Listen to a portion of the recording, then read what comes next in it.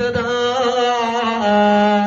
വൃദ്ധാപ്യത്തിലേക്ക് എത്തുമ്പോ, വയസ്സ് കൂടുമ്പോ ചില വാപ്പമാരുടെ സംസാരങ്ങളിൽ, ഉമ്മമാരുടെ സംസാരങ്ങളിൽ ഇടർച്ച വാക്കുകൾ വരാം.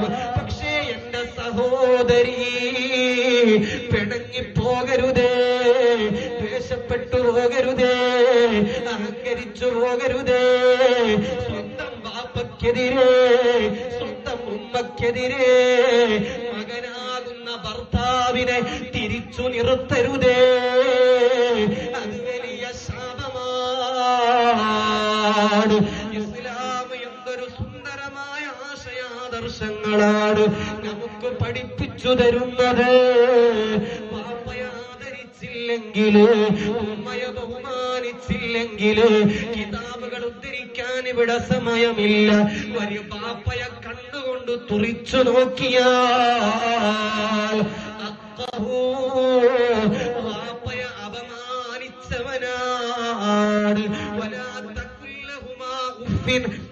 ആയത്തിന്റെ വിശദീകരണം ഇവിടെ വിശദീകരിക്കുകയാണെങ്കിൽ മണിക്കൂറുകളോളം അതിനെക്കുറിച്ച് വിശദീകരിക്കാൻ വേണ്ടി വരും.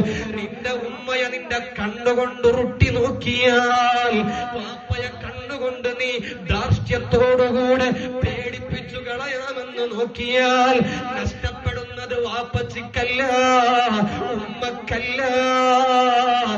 ഏതുവരെ എന്നറിയോ?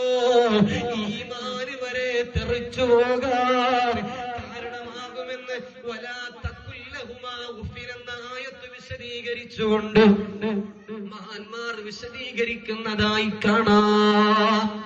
അതുകൊണ്ട് എന്റെ ഈമാനുള്ള മുഅ്മിനീങ്ങളെ, ഞങ്ങൾ മീറ്റിംഗുകളിലേക്ക് പോകുമ്പോ, ഞങ്ങൾ മഹ്ളറത്തുൽ ബദരിയകളിലേക്ക് വരുമ്പോ, സുന്നത്ത് ജമാഅത്തിന്റെ പ്രവർത്തനങ്ങളിലേക്ക് കടന്നു പോകുമ്പോ, ഏത് മേഖലകളിലേക്ക് ഞങ്ങൾ സഞ്ചരിക്കുമ്പോഴും ബാപ്പ ഉമ്മയുടെ പൊരുത്തമാണ് നമുക്ക് ആദ്യമായി വേണ്ടത്.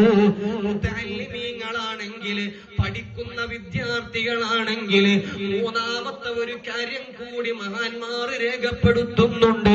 ബാപ്പക്ക് കൊടുക്കുന്നതിനേക്കാൾ, ഉമ്മക്ക് കൊടുക്കുന്നതിനേക്കാൾ ഒരിരട്ടി കൂടുതൽ തന്നെ മഹത്വവും സ്ഥാനവും മര്യാദയും നിന്റെ ആത്മാവിന്റെ വാപ്പയായ, നിന്റെ ആത്മാവിന്റെ ഉമ്മയായ ഉസ്താദിന് നൽകണേ. ഒരു പണ്ഡിതനോട് ഒരാൾ ചോദ്യം ചോദിക്കുന്നു, ഞാൻ ധാരാളം പഠിക്കുന്നുണ്ട്, പക്ഷേ തലയിലേക്ക് കയറുന്നില്ല, എനിക്ക് മനസ്സിലാക്കുന്നില്ല. 3 കാര്യങ്ങൾ ഇവിടെന്ന് പറയുന്നതിൽ ഒരു കാര്യം പറയുന്നുണ്ട്. നീ പഠിക്കുന്ന ഗ്രന്ഥത്തിനോട്, നിനക്ക് പഠിപ്പിക്കുന്ന ഉസ്താദിനോട് നീ ഒരു അനാദരവ് കാണിക്കുന്നവനാണോ? ഹിഫ്ദിൽ വളർച്ചയുണ്ടാകില്ല, ബുദ്ധി വളരില്ല. മുത്തുനബി തങ്ങൾ പഠിപ്പിച്ച ആശയമാണ്